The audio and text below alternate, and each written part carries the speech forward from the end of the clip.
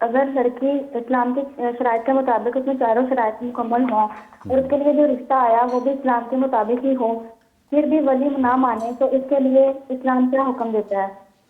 اچھا ٹھیک ہے، اس کو کیا کرنا چاہیے لڑکی کو؟ وہ ولی کی مانے اپنے آپ کو ضائع کرے یا اس کے لیے کوئی اور راہ ہے؟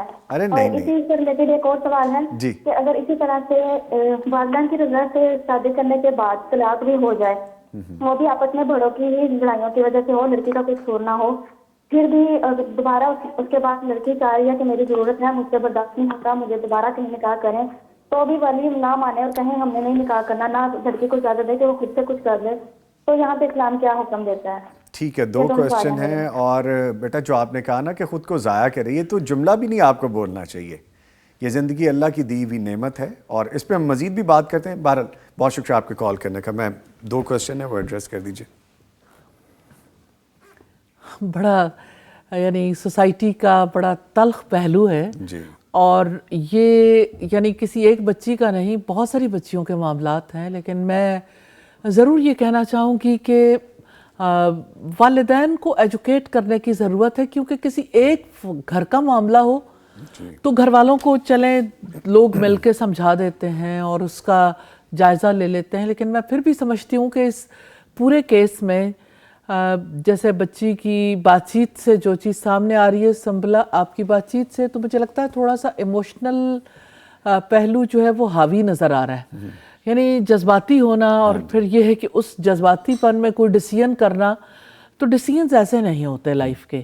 تو اس کے لیے پیرنٹس کو جو ہے وہ ضرور دیکھنا چاہیے. لیکن یہ والی بات اپنی جگہ پر ہے کہ اگر پیرنٹس شادی کرنے کے لیے رضامند ہی نہ ہوں جی، اور وہ کرنا ہی نہ چاہیں، تو نیچرلی ایسی صورت میں پھر اہل خاندان ہی کو رول پلے کرنا چاہیے اور جو بھی خیرخواہ ہوں وہ آپس میں سر جوڑ کے بیٹھیں. اب بچی کے لیے کس قدر مشکل ہے، وہ کہاں کہاں جا کے کس کس کو اپنی داستان سنائے اور کس طریقے سے یہ معاملات سامنے رکھے. لیکن حل اس کا یہی ہے، ٹھیک ہے، اور اس کے لیے سٹیپ اسے لینا پڑے گا. ٹھیک ہے. ادر پارٹ جو انہوں نے کہا اور ادر پارٹ یہ کہ طلاق کے بعد بھی نیچرلی ہمارے یہاں ایک تو یہ ہے کہ طلاق کو لوگ جو ہیں وہ یعنی اپنے لیے بدنما داغ سمجھتے ہیں، فیملی بھی اور لڑکی کو بھی یہ کہا جاتا ہے کہ آپ طلاق یافتہ، آپ طلاق یافتہ ہو، آپ نے خلا لے لی، آپ نے فلاں کر لیا. یعنی اس کا پورے کا پورا قصور اس کے اوپر ہی لگا دیا جاتا ہے. دوسری بات یہ ہے کہ اگر اس کے لیے کوئی رشتہ موجود ہے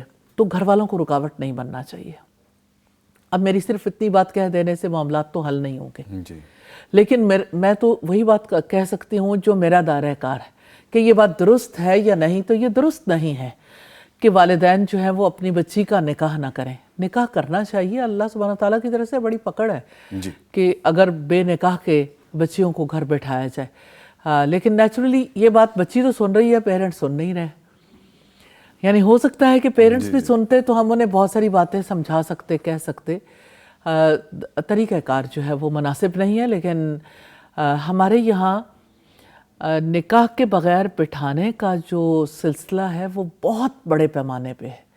آپ اگر دیکھیں غیر شادی شدہ لڑکیاں ہیں وہ بھی یعنی ان کی پہلے کم سنی کی شادی کو جو ہے وہ سامنے رکھا جاتا ہے کہ بچی کم سن ہے، اس کی شادی نہیں ہو سکتی. پھر جس وقت وہ پڑھ لکھ لیتی ہے، جاب کرتی ہے، تو تب اس کی شادی نہیں کرنا چاہتے. جب وہ بڑی ہو جاتی ہے تو اس سے کوئی شادی نہیں کرتا. اب اگر آپ دیکھیں تو نکاح کرنے کو کتنا مشکل بنا دیا گیا. دوسری بات یہ ہے کہ نکاح کے حوالے سے اگر بچی کچھ کمپرومائزز کرنے کے لیے تیار ہو تو والدین تیار نہیں ہوتے.